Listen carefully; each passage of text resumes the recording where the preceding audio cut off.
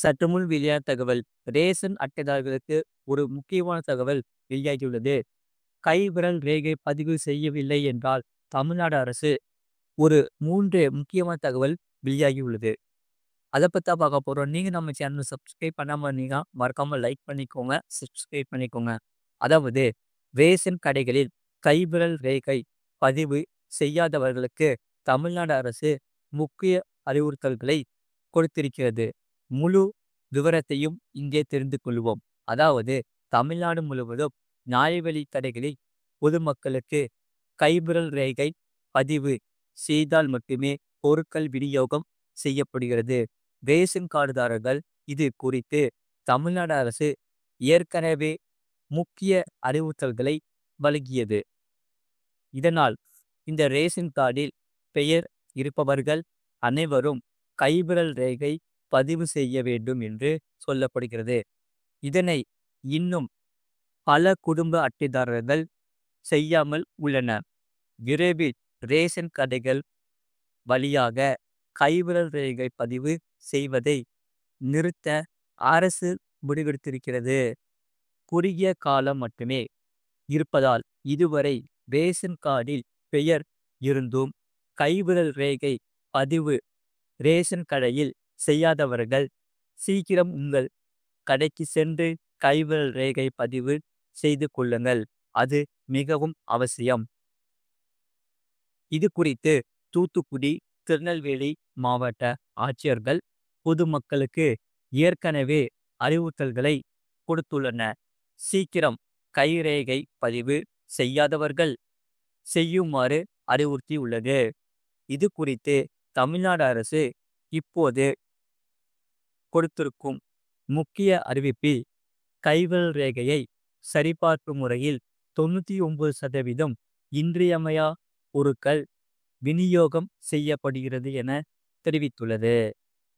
இதனால் உண்மையான தகுதியான பயனாளிகளுக்கு பொது விநியோக திட்டத்தின் கீழ் இன்றியமையா பொருட்கள் கைவிரல் ரேகை சரிபார்ப்பு முறையில் உறுதி செய்து விநியோகம் செய்யப்படுகிறது. இதனால் கடந்த 9 மாதங்களில் பொது விநியோக திட்ட இன்றியமையா பொருட்கள் விநியோகம் சராசரியாக 99% கைவிரல் ரேகை பதிவு முறையில் நடைபெற்று வருகிறது எனவும் தமிழ்நாடு அரசு கூறியுள்ளது. மேலும் இதற்காக தங்கு தடையின்றி பொருட்களை பெற 2620 புதிய விநியோக விலை கடைகள் தமிழ்நாடு முழுவதும் திறக்கப்பட்டுள்ளது.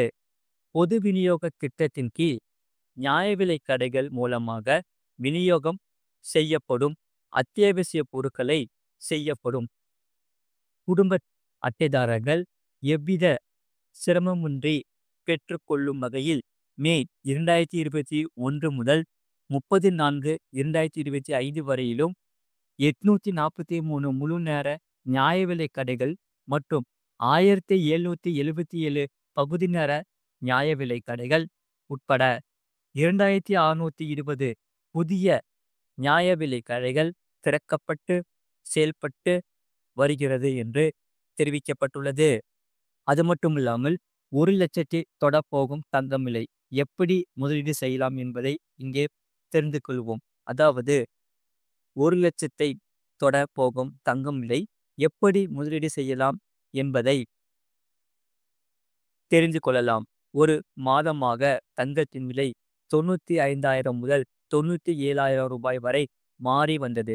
தங்கம் உயர்வதற்கு என்ன காரணம் என்பதை தெரியுமா?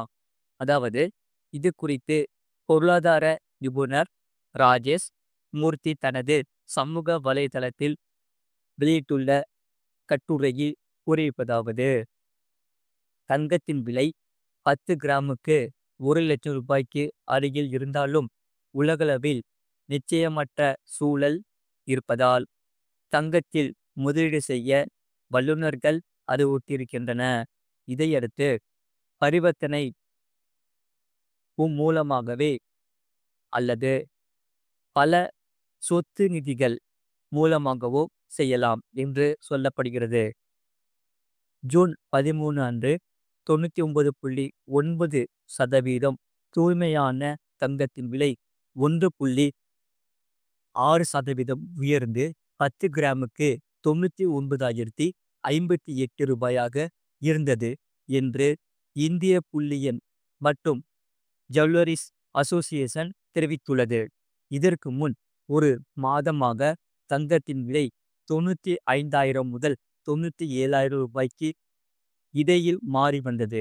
இதற்கு காரணம் இஸ்ரேல் ஈரான் மீது தாக்குதல் நடத்தியது. இஸ்ரேல் பிரதமர் இவர்கள் நடவடிக்கை அச்சுறுத்தல் நீங்கும் வரை இந்த நடவடிக்கை தொடரும் என்று கூறினார். இந்த மோதல் நீண்ட நாள் நீடித்தால் பெட்ரோல் விலை உயர்வதோடு உலக வர்த்தகமும் மந்தமாகும். இது பங்கு சந்தை போன்ற ஆபத்தான முதலீடுகளை பார்ப்போம் என்று கூறப்பட்டுள்ளது. தங்கத்தில் முதலீடு செய்ய பரிவர்த்தனை நிதிகள் மூலம் செய்வது எளிது என்று ஆனந்த் ரெட்டி கூறியுள்ளார். தங்க இடிஇ என்பது தங்கத்தின் விலையை பின்பற்றும் ஒரு முதலீடு முறை.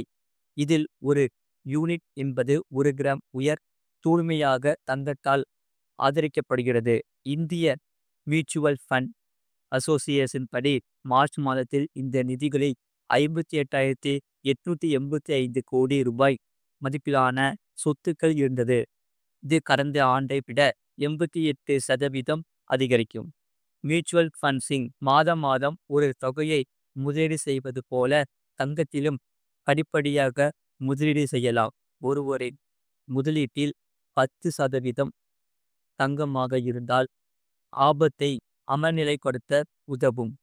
டாலர் மதிப்பு 98 முதல் 99 என்ற அளவில் இருப்பது அதன் பலவீனத்தை காட்டுகிறது.